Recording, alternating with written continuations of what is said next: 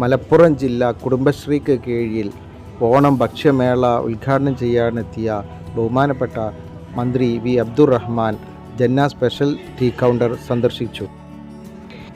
ഒരു സംരംഭം തുടങ്ങുമ്പോൾ എന്തെല്ലാം വെല്ലുവിളികൾ ഉണ്ടാകുമെന്നും അത് എങ്ങനെ തരണം ചെയ്യുമെന്നും മന്ത്രി ജന്നാസ് ഓണറോട് നിർദ്ദേശിക്കുകയും ചെയ്തു.